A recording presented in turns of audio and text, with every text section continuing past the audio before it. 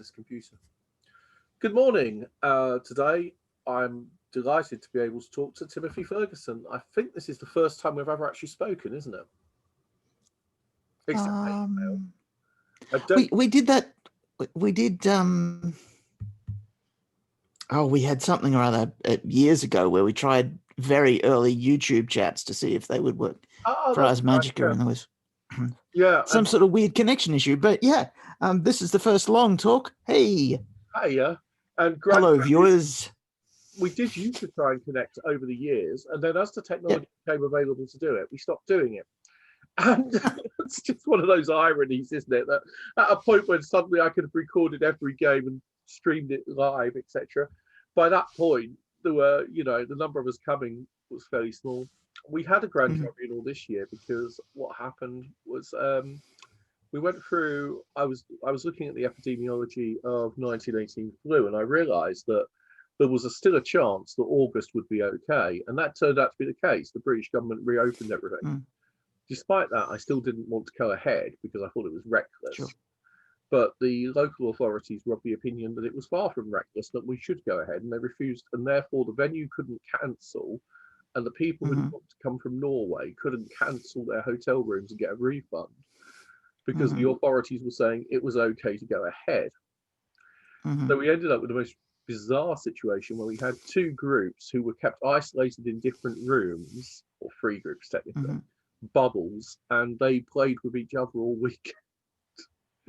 So, we had a kind of mini convention with 12 to 15 people at different points, and the windows open and everybody standing. And I think one of the biggest problems for me is as I've got old, I've lost the capacity to hear. And the people who were playing at one end of the table were something like 12 foot away from those who were at the other end. Yeah, you can't raise your voice. So I get that a bit. Yeah. Ars Magica in the age of COVID. So how did you get involved with Ars Magica? Let's start with that question. Long ago. Wow. Okay. Back when I was at uni, I was part of a role-playing group there, and we played all of the classics. This was in the very early 90s. So D&D, Call of Cthulhu, an awful lot of Pendragon. And we were coming to the end of a Pendragon campaign, which had gone really well. The characters had gone on the Grail quest and absolutely failed because they knew they would fail going into it. And so they found other ways of making their characters saintly and transcendent. And we said, okay, that was a great campaign. We're not playing this again for at least a year. And one of my players said, well, this is a bit like Pendragon, but it's got more wizards in it. And I was like, tell me more. Okie dokie. And so that was second edition. And I've been playing since then. Yeah, I mean, it's odd because in the mid-80s, 83, 84, 85, I was playing mainly Call of Cthulhu. And in 85, I never played much Dungeons and Dragons for some reason. I went for a brief period of trying it. But in 85, Pendragon came out. And for the next few years, that dominated my gaming. And Pendragon was the big game for me.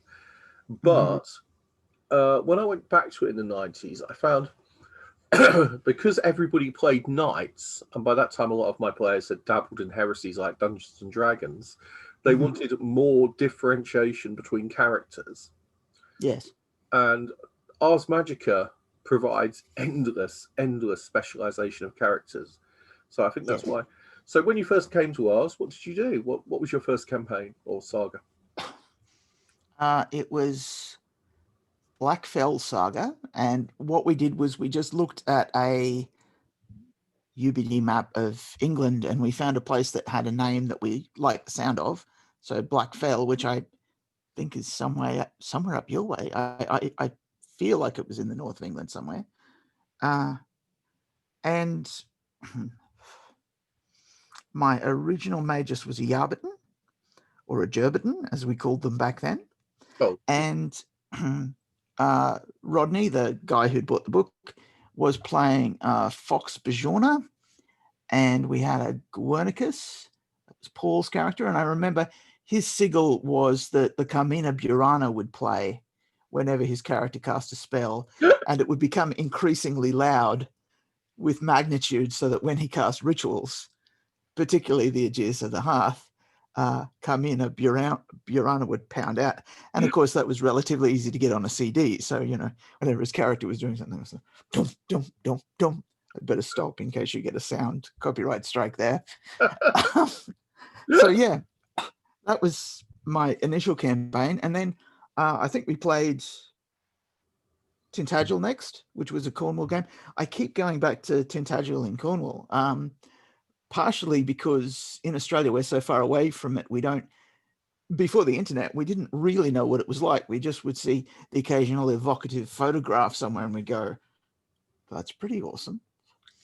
And so we would, I think that's how it is for most of our campaigns. A lot of them have been set in England, because that was where it was easiest for us to get materials, particularly back before the internet was a thing. When I wrote Sanctuary of Ice, my source documents were a couple of travel guides. I got The White Mountains, which was a book that was written a century ago now about a tiny area of the Alps. The research we could do, even if we had a university library, was really basic. And so that tended to skew things. Even now, if we try and do, when we wrote the Transylvania books, for example, the sources on Transylvania are tiny compared to the sources on individual villages in Cornwall. I think the problem with Transylvania I had when I tried to read up on the history of it years ago was that the whole region is bedeviled by ethnic conflict and political conflict and contested histories. Yes. So the sources are, who was there when is something that you really have to struggle with in the historiography. In some ways, it's a bit like reading some of the historiography of Ireland. And I'll never forget that after we did the Contested Isle, somebody wrote and said that one of the first reviews was, they've just they've taken the history of modern Ireland and sectarian conflict and the British, and they've taken it back and put it in the 13th century. And I was like, I'm sorry, but actually, Strongbow, well, to start with, as Matt always used to say, the English in that case represents Welsh longbowmen led by French, Norman, Anglo-Norman knights. Yes, with Scottish and German mercenaries. That's true. It's the notion of Englishness in the 13th century is something that just doesn't make sense to me, really, in many ways. But anyway, apart from a linguistic, I worked a lot in cultural studies. I worked in national identity. That was one of the things I specialised in when I was an academic. Oh, right. Long before I went off to investigate hauntings. Let me just show you what I picked up today, if I can find it. Okay. I don't know if you've played the role-playing game Mithras.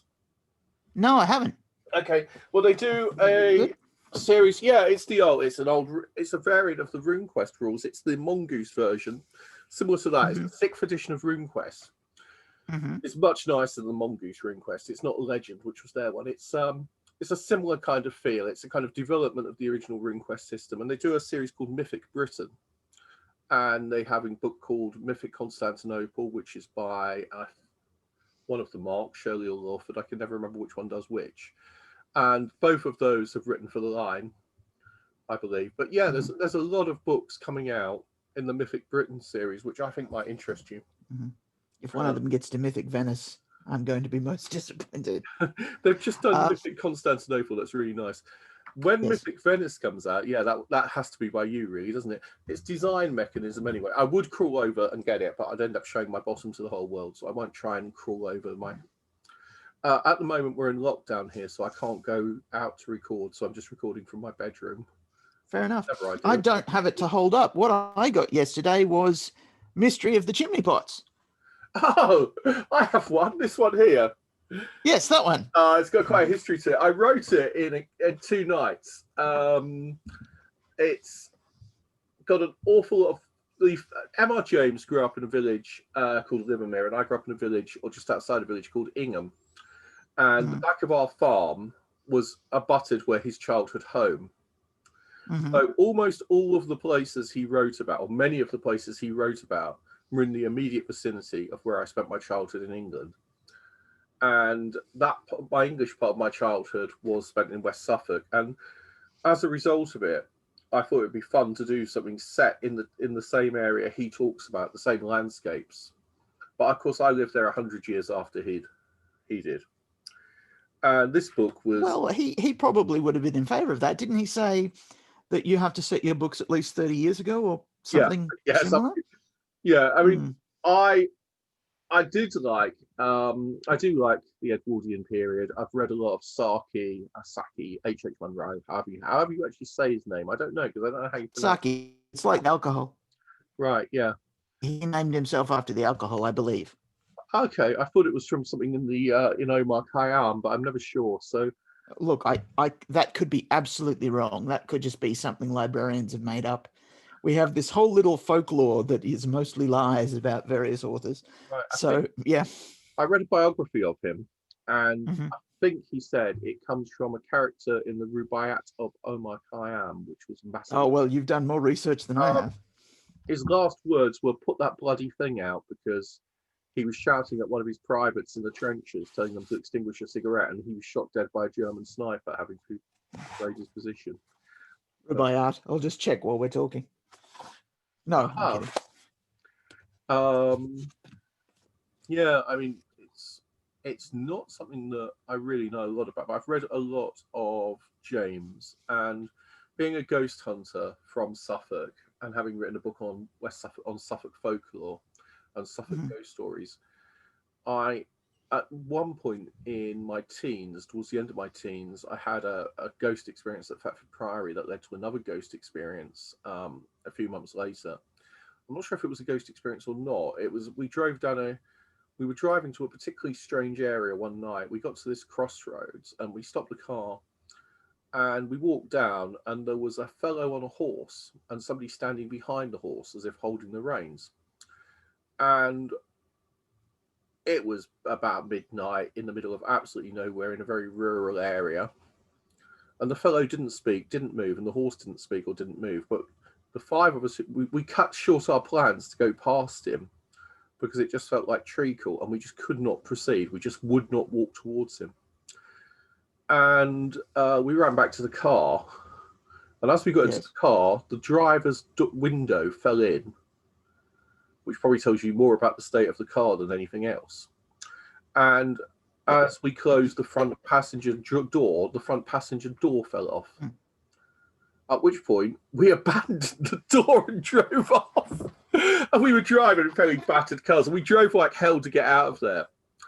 And on the way down towards it, I should have said this, we found a rabbit that had been killed and splayed out as if crucified, and there was an oval shape in its stomach where its viscera had been taken out, and it had been wired with its legs together and the four legs splayed in the form of a crucifix and laid in a circle of its entrails. So it wasn't something an animal had done.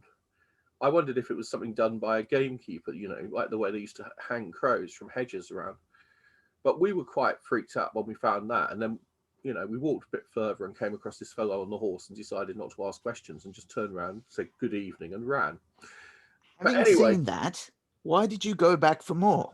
Well, because you see, I've only ever gone ghost hunting once, and it was an optical illusion that it's a well-known optical illusion where I was, which is if you drive down a particular street and you slow your car down and you go at a certain rate, you can see half of the ghost of a man who was killed when a car drove through the telephone booth he was standing in. You can see the lower half.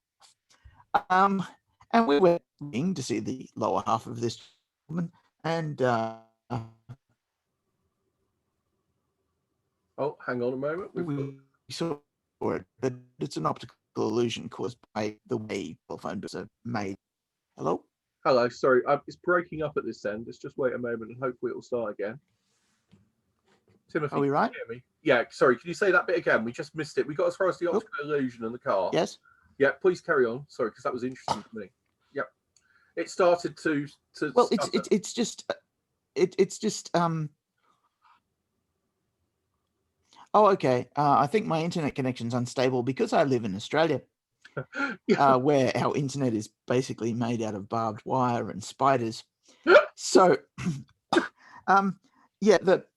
telephone booths in Australia are made out of a sort of plastic at the top, and at the bottom it's just a sort of perforated aluminium. And so the way the aluminium overlaps, you can get a sort of visual effect like someone's legs are in the booth. That's what we saw. But if we had gone and we had seen actual ghostly, spooky, terrifying things, well, we didn't though. We I saw don't know that I'd go back. Whereas you've had your car disassembled by a we saw the you know, pet rabbit, and that was enough to unnerve us. some dude on a Corsa has said. But on no occasion. What brand of car was it? Was it like a Cavalier or something? Fiat 124, the Munchkin mobile, Dave Orchid's car. He's in Australia now, actually. Anyway, you know, but in those days, no fear, and we just found the whole experience really bizarre because we didn't see anything ghostly. We saw what may have been, well, was probably a physical bloke on a black horse with a guy standing by him. Yeah, where some other dude had tied up and eviscerated a rabbit. That's you buried the lead there a little. But the actual spot where it happened was the crossroads at Belchamp St Paul, on the just beyond Foxsurf, down near Bawley. It's about 3 miles from the site of Bawley Rectory. We were actually there, nothing to ghost hunting. That's another story. But anyway, while we were there and we saw it, we were terrified and we ran away. And there was why go back, CJ? Why go? I've had a horrifying experience. We went back again, and that particular night we got really freaked out because we were convinced something very dodgy was going down. We weren't quite sure what, and it was a strange night. We walked down, we got down there, we freaked ourselves out. We didn't even make it this time, and we fled. And as we fled, we got down as far as we were coming into Long Melford, so about 5 miles down, driving down country lanes at night in the dark, probably listening to Bauhaus because we were teenage goths, and so therefore we were really imaginative. And suddenly, from under the bonnet, we heard this bang, bang, bang, and it sounded like it was in the car, and it was really, really loud, and we were terrified. So we pulled over at Long Melford, and there's a huge medieval wall church, like a cathedral, with a massive graveyard. And the headlights are picking out the gravestones. And we got out of the car. And as we got out of the car, it was shaking, bang, bang, bang. And Mark said, what the hell is it? And then bang, huge explosion. And the bonnet flies up. Turns out the radiator had boiled dry.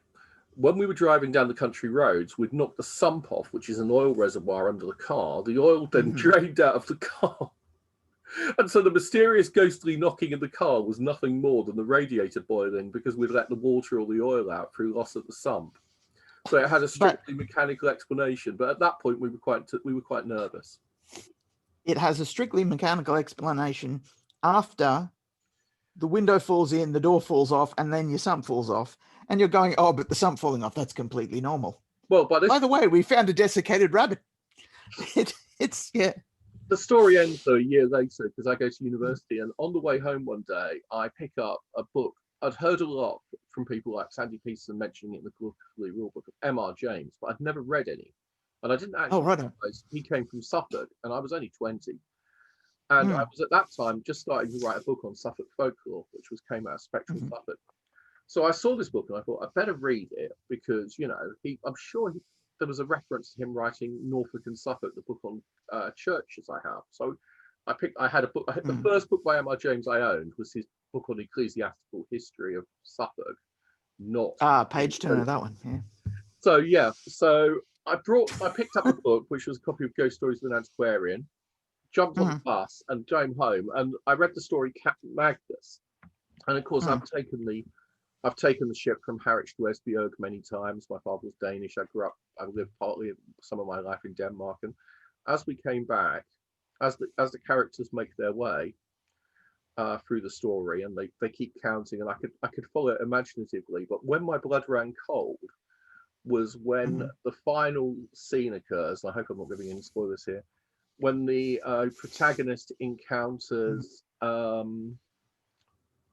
his fate. And the point where it occurs, where the Count catches up with him, is the crossroads at Belchamp St Paul. So it was as if we had seen not a ghost, but a fictional ghost, a completely non-existent. And then I thought, well, perhaps James, because James, I'm not sure if he believed in ghosts or not. I don't think he did, but I think maybe James had heard some folklore So I tried to work Mm. out, and I looked through the archives, and I became something of a Jamesian just to learn, try and find out if there was any connection or pre-existent folklore. And I found Mm. nothing. And I went through the archives of Foxhurst Historical Society, and I asked my relatives from out there, and no one knew anything. So there you go. It was just a coincidence. But it's an Mm. amusing coincidence that in the 1980s, a bunch of teenage goths suddenly found themselves in a kind of bad M.R. James pastiche. Anyway, let's get back to the now. Let's talk You're in about a, you're Timothy in a and our fanfic. Sorry. Mm-hmm.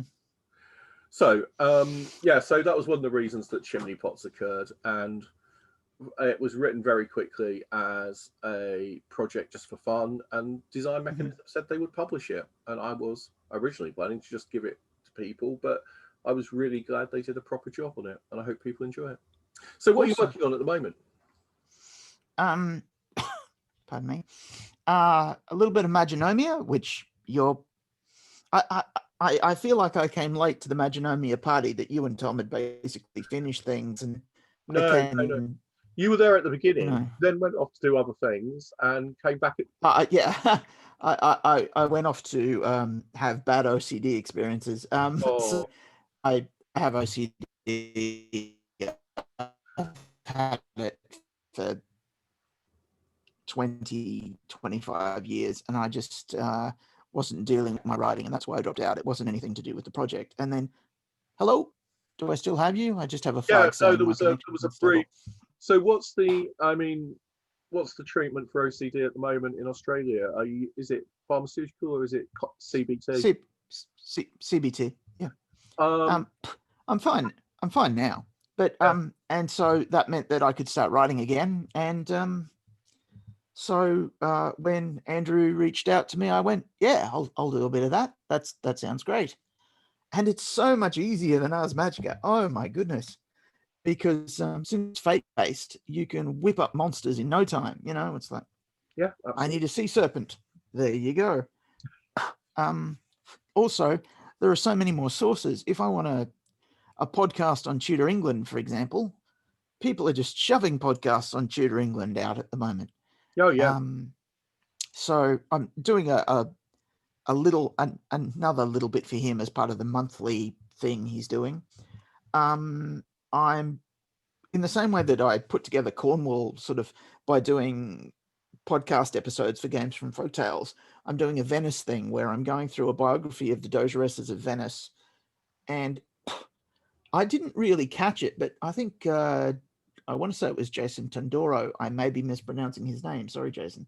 Um, Pointed out to me that I'd written this wonderful sort of pro-feminist alchemist, female alchemists hanging out on the top of their roofs doing stuff while the men are doing mundane stuff beneath them sort of setting. And so he's kind of wrecked that for Ars Magica for me, because the setting he thought I was writing is so much better than the one I was actually writing. So I'm going through that, and once the interlibrary loan system is back up again, there are some period books by Venetian female alchemists that I'm going to try and track down, or at least in translation. Yeah. There's a book called Daughters of Alchemy that came out a few years ago, which is alchemical recipes by Venetian women. And Italian women. What time period? Sorry? What time period would it be set in? Well, I'm setting it in the Ars Magica period, but now that I'm doing a bit of Magonomia, I'll let it roll forward until it hits the Elizabethan period, because the main work I'm using, which is Edgecombe Staley's The Dogeresses of Venice, it goes right up until the Napoleonic period, where Napoleon's forces invade Venice and take it and hand it to his brother, essentially. Have you considered? So, have you considered licensing it and doing it as an official Ars Magica supplement? well, I think it may turn out to be a free one, the same way that the Cornwall thing has. In a way, the people who have patronized Games from Folktales have already paid for it. And so I didn't really want to grab it all and put it behind a paywall. No. You know, there's not a lot of fresh Ars Magica material out there at the moment.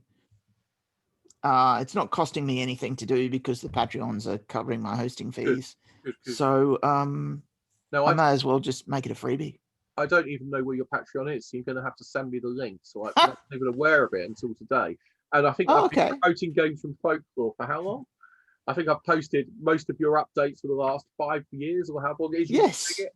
Yes. So therefore, the fact that I was Mate, aware of the Patreon probably yes. implies, as I do actually read your articles, I'm quite shocked by that. So it means that Maybe I your should. marketing may be somewhat limited here. You may need to actually, promote it somewhat. Yes. You are correct, CJ. Yeah. It is mentioned in the. If you get the monthly digest, and I know some people don't read them because they Oh, get the weekly one I get the instead. weekly If one. you get the monthly digest, it's mentioned in the front of there because that's the only Patreon level. It's being mentioned in the front of the monthly digest in the credits. I don't have the ability to do anything else like t-shirts or physical copies because since I'm in Australia, if I do something like a zine, if I did something like any of the zines, Sanctum Hermeticum, Hermes Portal, Sub Rosa, if I did any of those, the postage costs on them would be tremendous. Absolutely. The postage costs would far outweigh the cost of everything else. So that's why, it's all PDF and audio, basically.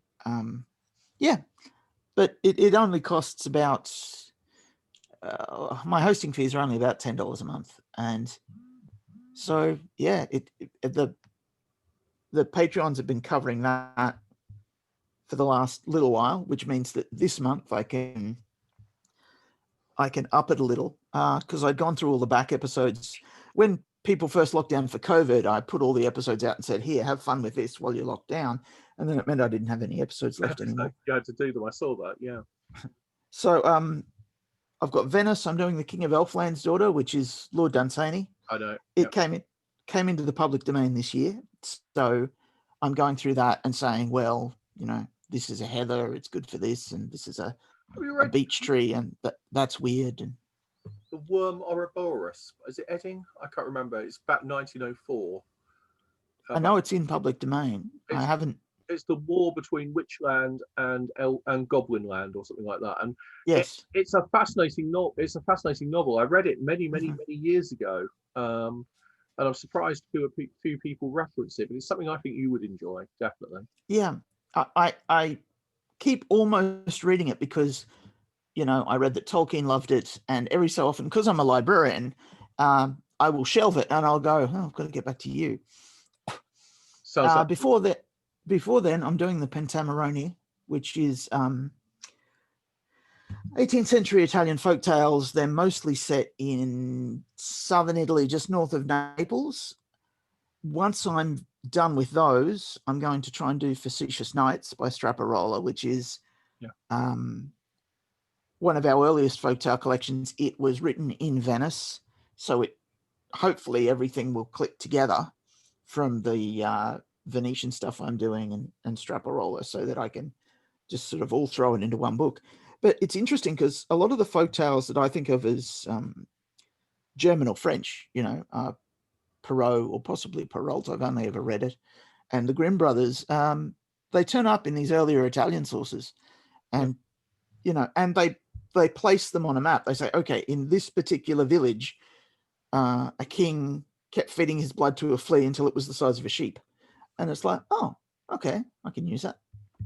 Yeah. So that's what I'm writing at the moment. I'm meant to be catching up because I usually do the November post a day thing. I'm meant to be catching up on the statistics that I've let go for Games from Folktales. I'm about 40 monsters behind, so I've got to find a way of catching up there.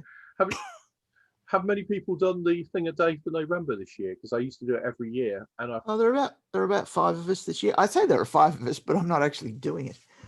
I should.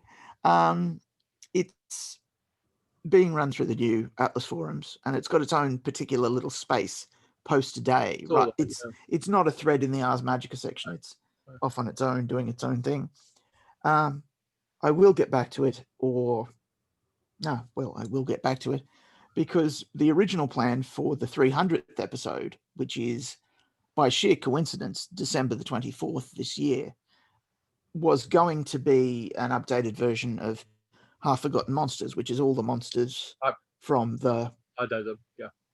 It's 4 a years. compilation of all of your monsters, isn't it? Yeah, Your monsters.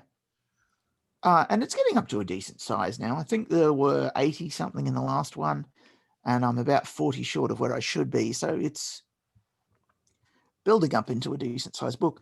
And that's the other thing. Because I'm doing these little bits and pieces, every so often I can cut them together. You know, I can cut all the Venice stuff together. I could cut all the Lord Dunsany stuff together. And it means that I can say, well, here is sort of an Ars Magica supplement made up of things I've collected along the way. So it just sort of keeps things ticking over until whatever happens, happens. What are you writing at the moment, CJ? Book for Chaosium, which is due out. Well, the final version was due on Halloween actually, and it's. I'm just doing minor revisions just to get where we want with that.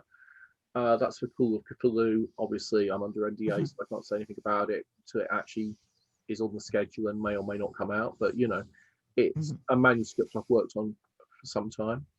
I'm writing a campaign for Design Mechanism, which follows on from Chimney Pots. You don't need Chimney Pots to play it, but it's a series of linked adventures, very much influenced by M.R. James, and very much based in real folklore, real archaeology, real history, which is something that James actually did quite like to do.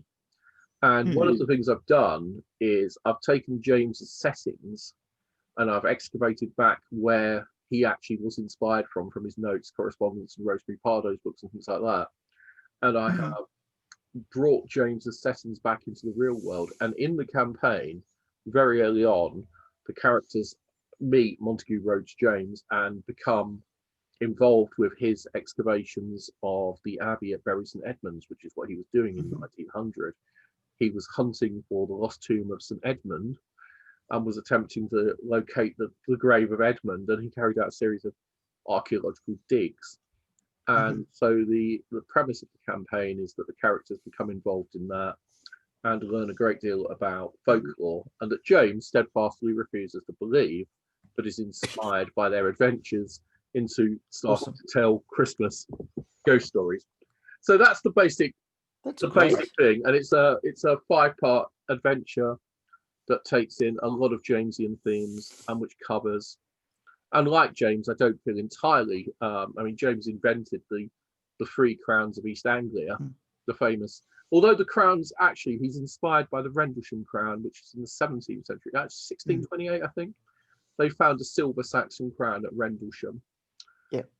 And that's what. Sorry, I only know that because they mentioned it on a podcast for the curious. Which you should go on, by the way. Never actually listened to it because one of my problems is that I spend an awful lot of time reading books, and suffering from OCD as I do, I tend to be. I mean, one of the things about OCD. No, you had OCD. We should get all of the Ars Magica authors together and work out if all of us are just.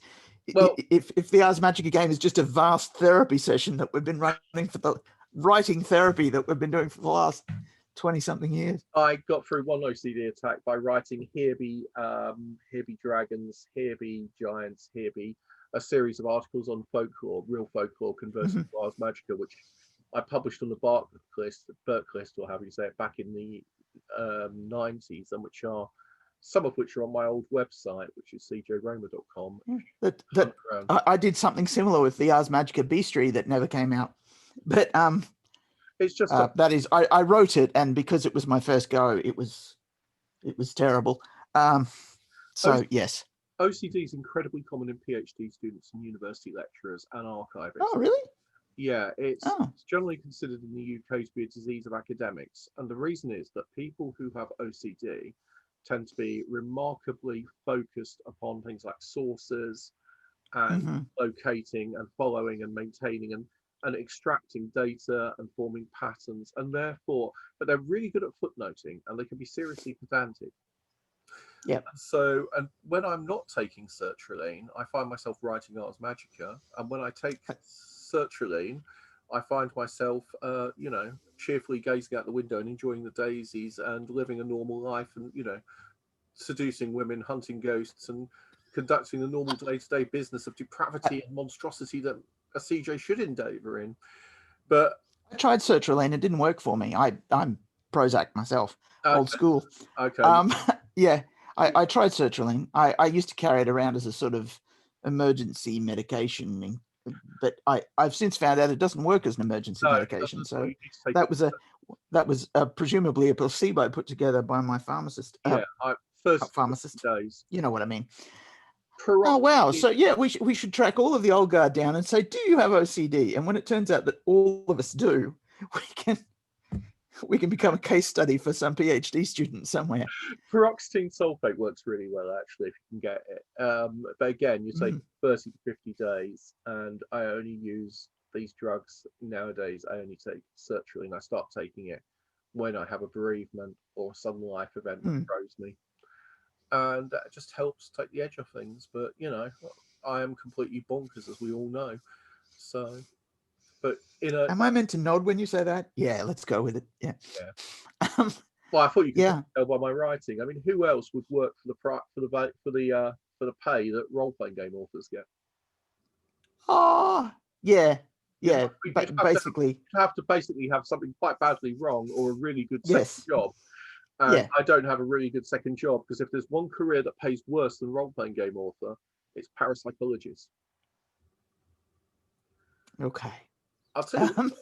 So, quick thing you probably don't know: if you publish a book on ghosts, you might make $15 a year in sales if it's on local ghosts. If it's an academic book on the history of ghosts, you might make $5 a year in royalties, Australian dollars. I'm going for Australian dollars here. If you publish a book on skepticism, you can make Frankfurt Book Fair. Wiseman got a 6-figure advance. So skepticism sells. And despite James Randi always talking about the flim flam artists who were making huge amounts of money, actually people like to be told it's all rubbish and you're very clever. And books on ghost stories and ghosts that create books that create a kind of anxiety about what the real nature of the world is don't sell very well at all. You'd have thought folklore sold better in it, but I don't know. See, ghost hunting in Australia is completely opposite to ghost hunting in your country, because in Australia, speaking generally, the buildings aren't haunted, places outside of buildings are haunted. Yeah. Just because our buildings are relatively new. Not only because white settlement's only been here for 2 minutes, but because at one stage there was this thing where everyone knocked old buildings down and built brutalist concrete architecture instead. So we don't have enough old buildings to meet the number of ghosts that people need. And so, there are stories of ghosts in cemeteries, but other than that, all of our ghosts are sitting on a fence post or out under a tree or in an old saw pit or so haunted houses here are a bit strange. So when you go to a place and they say, we have a haunted house, you go, well, that's unusual. And then they tend to be doing something very English. Like the haunted houses I've been to have either been old British prisons, or here in Australia for fortunate people who were shipped here, or the servants' quarters of the governor's mansion and these sorts of things. So they're very class as well. Yeah. And one hotel where apparently someone was chopped up and put in the roof. But when you trace that story, you go, wait a minute, I've seen an American story that's extremely similar to this story. And isn't that the case everywhere? Yeah. Yeah. You do have some classic hauntings. Probably things like the Humpty Doo poltergeist. I've got no idea where Humpty Doo is. It's a great name. But it's next to Whoop Whoop. Well, it's worth looking it up. Look up the Humpty Doo poltergeist, because that's one. I'm aware. As I say, it's next to Whoop Whoop. Okay, and there's some classic. Whoop Whoop's a place. Right. Okay. Some classic Australian hauntings. Yep. In fact, I keep meaning to do a podcast with the Australian Poltergeist group, but I haven't because the time difference makes it so difficult. I want them to come on one of my webinar series. Anyway, let's away from ghosts and parapsychology and back to Ars Magica. So Hmm. after ours is now in hiatus, we've got 5th edition. There may or may not be a 6th edition. I'm told there will be one, definitely, absolutely. But we were told that a year ago by Justin Alexander. So far, nothing's happened on that, as far as I know. See, I didn't know that because I didn't come to your conference. But moving on, I did. I was on the other side of the earth at the time. There was a problem with the podcast. I recorded a podcast in my basement with Justin, and he stated that there would definitely be a new edition. He was reading through all the material, and it would start within 6 months. We would see some sign of it. We're over a year later, and it hasn't happened because I think he's focusing on getting other stuff out. They produced a book for not Unknown Armies, the other one. Feng Shui? Over the Edge. Welcome to the Island. Oh, yeah, sorry. Yeah. And that's come out, and that's been the most of the activity. Cam has made his way back to New Zealand, where he's produced a new edition of Cortex, which is absolutely beautiful. Yes. I had a copy come through, and I had a look at it, and it's a gorgeous, gorgeous book. Yes. What else has been going on? Yeah, so I've not heard anything about Atlas's RPGs this year, but we are told Magic Shoe, I think, is again in hiatus. You know, the idea of doing a gumshoe version of, however you say that. Where Essator was kicking indoors and taking names and so forth. Yeah, I mean, there are problems with representing the Ars Magica magic system in gumshoe. And I spent a lot of time working on gumshoe-based games now. Becky, my other half, works for Pelgrane. She's support at Pelgrane. She's their customer service person.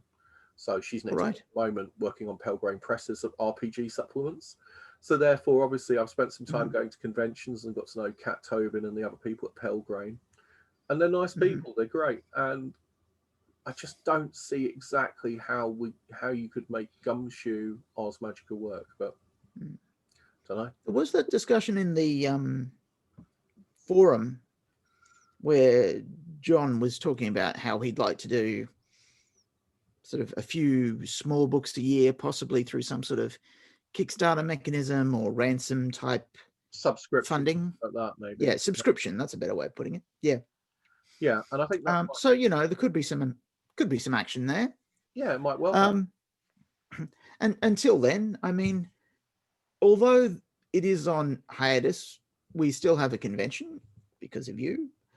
We still have magazines because of the guys who do the magazines. Yes, we've got the podcast. Your podcast, your thing.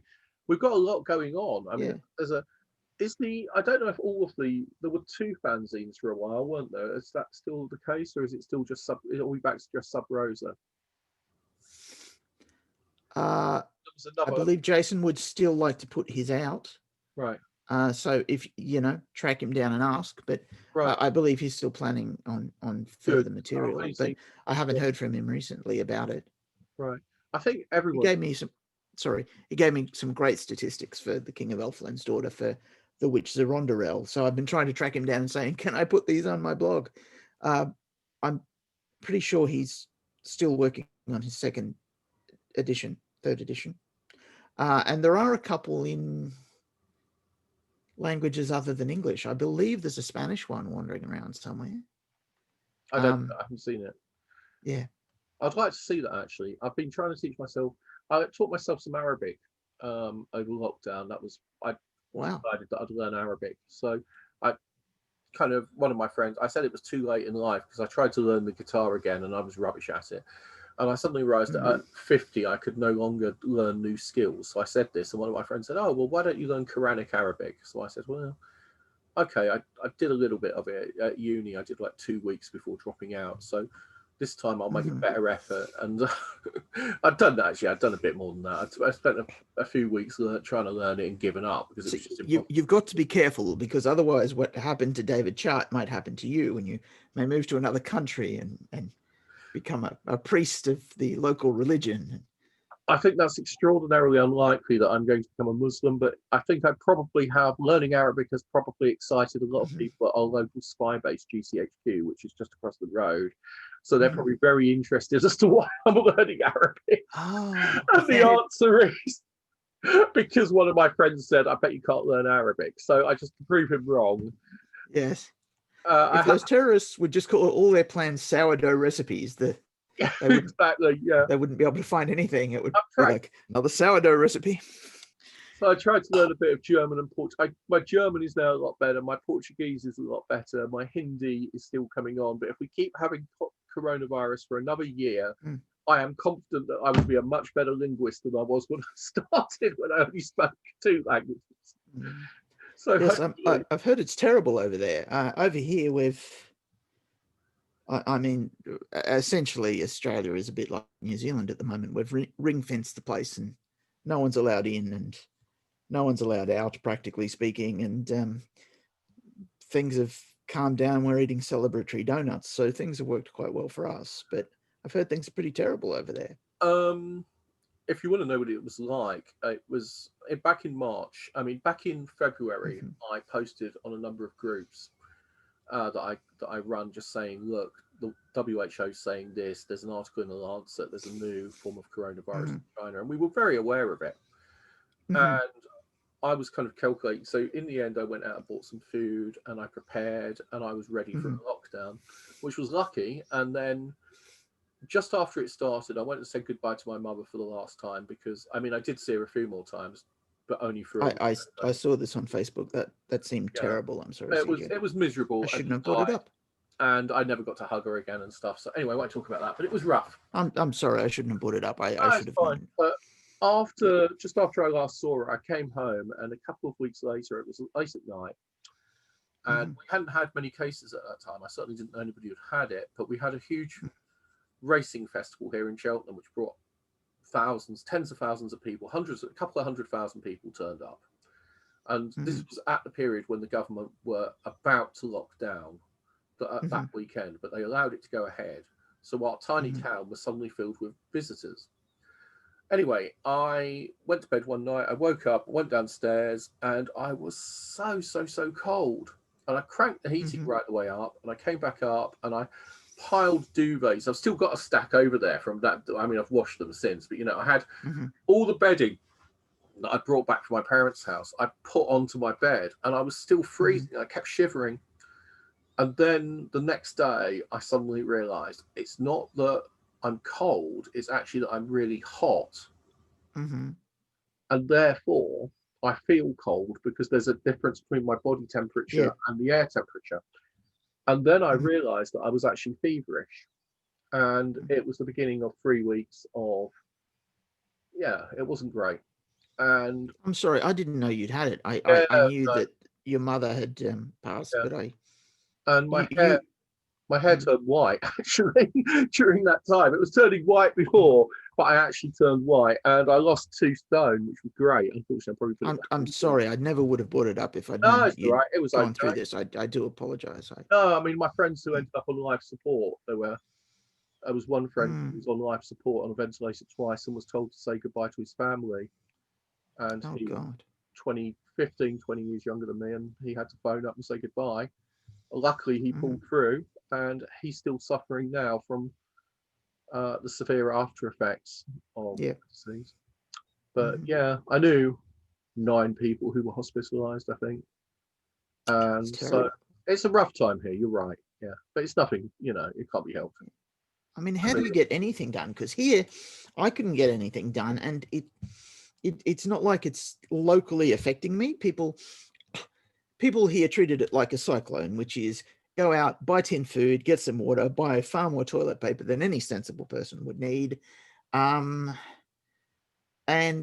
you just sort of stock up on the basis that you may need to lock down for a week or so. But, I mean, my brother-in-law, he's in the United States. He's caught it. But other than that, no one in my immediate circle has caught it or knows anyone who has caught it. Just because, we were lucky. And so, but at the same time, because of the OCD thing, probably, I couldn't get anything done. I couldn't exercise. I couldn't bake. I couldn't write. I couldn't podcast properly. Absolutely nothing. So how are you doing stuff like going, and now I'm going to write an M.R. James adventure? I don't know how you push through that way. back in the 90s, I worked at the College of Health and I did my epidemiology classes. So I was able to intellectualize, read statistics, look at what was going on, look at 1918, look at I abstracted an awful lot of articles on the new coronavirus. I read the medical literature, which I'm, able to do at some level, though I know nothing about medicine really, but I'm quite good at it. You see, epidemiology is far more a social science than it is a medical science. I couldn't tell you the first thing. Well, I picked up bits of it, but I can't tell you much about how the disease works in the human body. But I can tell you quite a lot about how the disease works in a society. And because the other human coronaviruses are reasonably well studied, I mean, there's probably 20 or 30 papers on some of them, like HCOV-OC43. You could use that as a predictive pattern. So I looked at the 1900 epidemic that was the so-called Russian flu. And I looked at the stuff from Harlem, from the British Cold Research Facility. And this is how people with OCD deal with severe anxiety. Oh, yeah. I suffer from a contamination phobia. So I was able to look at the data. Thankfully, I don't have that one. But yeah, I used to have that one. Yeah. So yes, welcome to washing your hands being an actually not a maladaptive thing. No, exactly. That's why I thought it's horrible. Because your obsessive cycle is saying you should do this, and you're going, no, that's just the obsession, and the rest of the world is going, no, actually, you were right all along. Yeah, my shrinks were trying to stop me from washing my hands and worrying about disease, and now they tell me all the time to wash my hands and worry about disease, and I'm thinking, well, actually, I'm pretty safe, but of course, I caught it anyway. But the point was that you could look at 1918 as a model, and you could predict it in the United Kingdom. And the problem with that, the confounding element, was we looked at New Zealand and Australia and we said, well, they're at a different point seasonally. They're not having, the pattern we would expect. And the reason was your governments actually acted pretty bloody well for once. They did a good job of containing the virus. And, I'm always surprised when I find myself praising politicians, but once again, we've wandered wildly off topic. So let's go back. Do you think it will change what we write for Ars Magica? Because, for example, I was writing some material around the Black Death, and I'm like, no, I'm not going to deal with that for several years. All of that can just go away, and I'll come back to that at some point. But, and even, sorry, you go.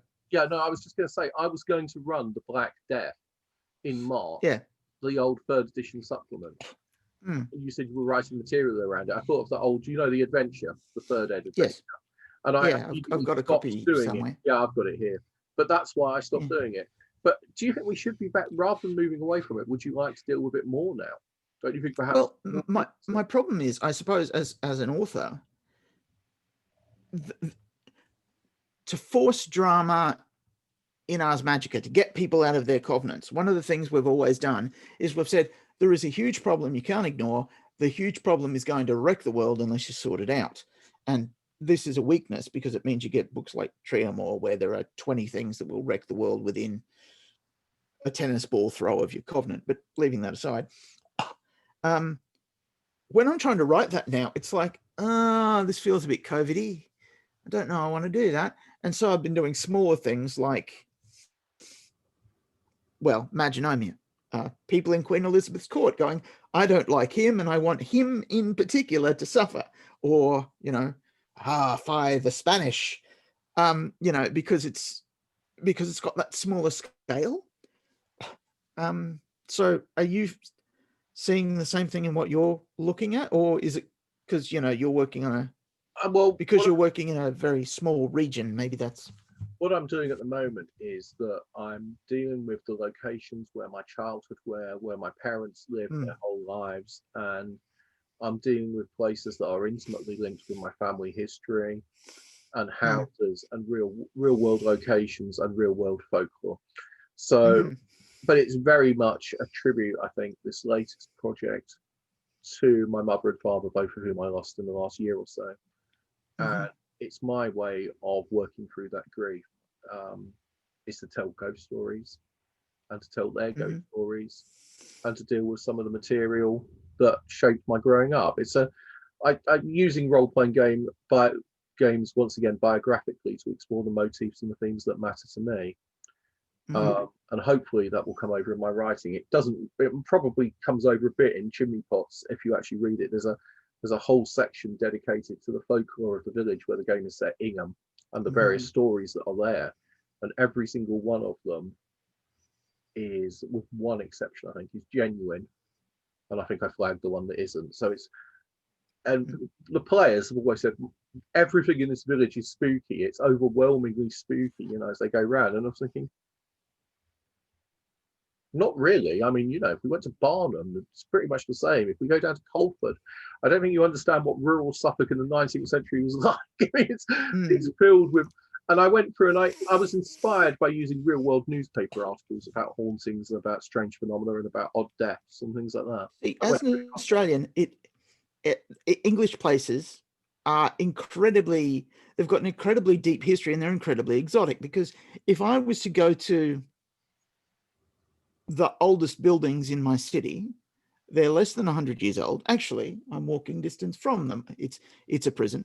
It's a prison for large enough for two people, because the town I'm living in was founded in 1880, so 140 years ago, and most of the buildings were wood, so none of them have survived.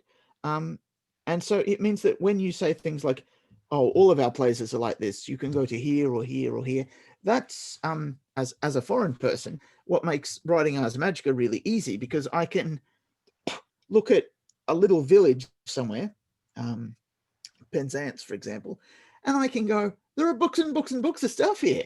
This is a plot hook. This is a plot hook. Here's another plot hook. So, I think it's amazing. Denmark's the same. My father's village, I mean, apparently the house he grew up in no longer exists, because a lot of the houses are wooden. And what they'll do is every 30 years, they'll knock them down and rebuild. Yeah. They're constantly rebuilding, so they have nice, lovely modern houses. And wooden buildings are often rebuilt anyway in between. But some of the village doesn't have many old buildings. There are a few, but if you... The house I'm in at the moment, it's built in 1843, so it's older than your town. Yes. And if I went next door, that's 1843, but the house after it, the back wall of it dates to the 13th century. Okay, so 3 foot from an Australian perspective, that's 400 years before white people turn up. Yeah. So in where I am now, there would have been a group of Yugambeh speaking people, probably living down along the river, probably fishing for shark because of local place names. So yeah, it means that, I've only been to the UK once. My wife and I, after we married, we came and had a quick look around, and it was just amazing. And we kept talking to people and saying, oh, yes, we're going to Scotland this weekend, and people would go, oh, I've never been there. Is it nice?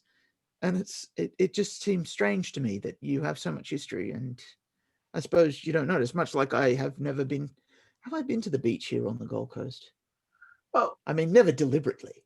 I think. Oh, I did go for an art show. Yeah, sorry, keep going. One of the things I found about Denmark was that I found it almost impossible to find English language sources about medieval Denmark for many, many, many years. There's a bit of stuff on, the Renaissance and the Reformation and onwards, and there's a lot of stuff on more modern history, and there's an incredible amount of stuff on the Viking era. Yes. But in English, there was almost nothing on the period when Ars Magica is set. It's very almost, and because my Danish has now improved to the point where I feel more confident tackling the sources, and I have my Danish dictionary and I have a computer where I can look anything up, and I've got an Oxford Dictionary subscription, blah, blah, blah. I'm now able to find Danish language sources. Now, at least Denmark had a written culture, whereas the native inhabitants of the Australias, your local people, probably had. Did they have a written culture at all, or did they have an oral-based culture? Oral-based, yeah. So that's why. I mean, I'm absolutely certain they would have had just as much depth of folklore and history, etc., as we have. It just hasn't made that transition, and it's been erased probably by time, which is a shame. There are some efforts to collate it. Now, just to mention, now that you're studying Arabic, you could read Ibn Khaldun in the original language. He's the only person to ever describe a Viking ship burial. Right. Okay. I think He was an Arabic dude who wandered up the Volga. I'm mispronouncing it because I have an accent. And he ran into a group of Vikings, and they said, "Come to the frozen north with us." And he wandered up there and he described Viking customs in some detail in Arabic. It's now translated to English in Penguin Classics edition. So yeah, if you want to practice your Viking stuff and Arabic stuff at once, there's your guy. I know the fellow in question stuff because it was published in extracts have been published over the years, but my Arabic at the moment is more the level of my friend Harry has a weird teacher Bob. I mean, it's the level I've got to.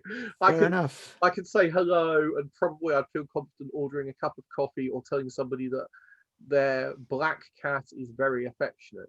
That's the level I'm at, sadly, not the level where I'm comes up a lot in conversation, one should imagine. I do actually know the good thing about the Quran is the vocabulary for Quranic Arabic is very small compared with modern Arabic, which has got an immense vocabulary, and therefore it becomes quite easy to read quite quickly if you persevere. But they're totally modern standard Arabic. And then there are so many Arabic dialects that I have blazing rows sometimes with people who insist that some term is not used in Arabic. Somebody was saying Ferengi or Ferengi as it becomes on Star Trek, where it's slightly modified, does not mean Frank or foreigner. And that's because they grew up in speaking a different dialect. And, you have to show people books and they still don't believe you. They say, no one speaks Arabic like that. And it's like my father saying, no, nobody speaks Danish like that, because he left in 1930, 1940, 1950, and, went back each time. But he learned his Danish in the 20s. So if you imagine... So Ars Magica Latin, to cross across. Yeah. Quranic Arabic hasn't changed because the Quran as a text doesn't change, so you don't get linguistic drift. Do you think that being able to conjure spirits by speaking Latin prevents linguistic drift? Because if you start getting linguistic drift, that's how you botch spells. And therefore, Hermetic Latin would be a purer Latin than 13th century Church Latin. 13th century Church Latin can't be as pure as Hermetic Latin, because when you say, I want that tree to burst into flames, it won't work if you start pronouncing it English style where you have S's instead of K's. Yeah. So okay. I think that in the same way Quranic Arabic has been fixed by the text, I think the existence of daemons who respond to Latin has set Hermetic Latin in stone. But the problem is, if you read the Goisha, if you read the Key of Solomon and things like that, then the actual barbarous, horrible hacking of the Latin is so bad that it might be that the secret to successful magic is terrible mispronunciation. You see, it might be, because otherwise you might accidentally just be, reciting beautifully constructed classical Latin and inadvertently summon a swarm of fireballs or turn your friend into a caterpillar. Whereas it could be that only by completely mangling the language can you actually perform. Don't forget, if you're invoking demons, I think it should be barbarous. If you're doing the Hermetic science, it should probably be pure, perfect. In esoterists, they have a thing where they're trying to deliberately provoke demons, and they look around to see who's successfully done it, and they found that the one thing that leads to demonic summoning is basically the Dunning-Kruger effect. It's overconfidence in your own ability to summon demons. So they deliberately get this guy who's, rich and narcissistic, and they go, here's some Latin, try reading this. And he's like, oh, of course. Blah, blah, blah. And he summons some horror that eats him and then goes on a rampage. But yeah. Well, maybe that's how Ars Magica authors are born. We're born with OCD, an ability to tell strange stories, and a tendency to wander off topic rapidly, but especially with wild overconfidence. True. So would you like to ask questions about Ars Magica, CJ? Probably not, because I need to go and have my lunch in a moment, else I'll get lynched by the by the Beck, who is actually at the moment making it. So, but never mind. At least this has been different and entertaining. And Ars Magica questions aside, would you like to say something about Ars Magica just before we finish? I would like to thank the community for being there and for encouraging those of us who have needed it to use our creativity and vent our creativity into the group. I'd like to thank all the people who've given us positive feedback over the years. I know Ars Magica's on hiatus, but it's only on hiatus in the sense that the commercial side of it is on hiatus. It's still alive in the hobbyist sense. And thank you so much for doing Image from the Wizard Torn. I think it's a brilliant idea. I'm sorry that I'm on the other side of the globe so that the time zones are funny. But I hope that everyone who's going along to it well, I hope you can enjoys the idea of it and embraces it. I hope you could possibly make it to some of the events, because I'm going to try to. I have tried to make the time zones. We have one time zone that makes absolutely no sense to anyone here unless they, like me, stay up till 4 o'clock in the morning. But is absolutely perfect if you're in the Americas. And I should probably have created an earlier slot as well, which would have been more useful for those on the other side of the world. But I have tried to spread out the time zones over 16 hours a day, I think it is, so that we cover as much of the world as possible and everyone gets a chance to play at least one game. So if next year we should try and do, you know, how there are some monks who do a 24-hour chant. We could do a 24-hour. Do the thing where we try and keep the game running around all of the time zones by having people come in. We could, maybe not the one game, just the conference. We could actually do it. We could have it all the time. We could have a whole day where people could just drop into a Zoom chat and talk to one another. Not possible for me tonight because I've got to host a webinar. But we could also do a slot if we had a 2-hour break between them and had 5 games. Yeah. That's 10 plus, I'm trying to work out the maths in my head, not very successfully. Yeah, okay, so 6 games, 2-hour gaps, or 4-hour games. 4-hour games, we'd only need 6 of them. We could do it. We could absolutely do it. And in fact, if it works out a success this weekend, and if I'm still alive next year, then we will probably try and do another Image from the Wizard Torn. This is a one-off that we invented because so many people who normally come to Grand Tribunal couldn't come, and because so many people who wanted to come can't come because they're in different countries. How many attendees have expressed interest so far? I think we've had about 50 people register. Which, so if you had them all in one room, would be too large for your room. So, you know. Well, I can have 100 people on my Zoom account. So, but I don't know how many people will be playing in each game, and I still really need people to come up with games. But now that we've worked out that we're both awake for at least an hour at some point, maybe we can meet up again and actually talk about Ars Magica next time. Sure, yeah. Great. That might be interesting. Sorry to have digressed onto 101 topics. We don't meet. No, well, see, the problem is we're both MR. You know, where am I going to talk to another MR James fan here in the Antipodes? So I'm not sure you find them here, and I'm in the Cotswolds at the moment. But yeah. Anyway, it's really lovely to hear from you, and hopefully great to hear from you too. All right. Good luck with the conference. Take care.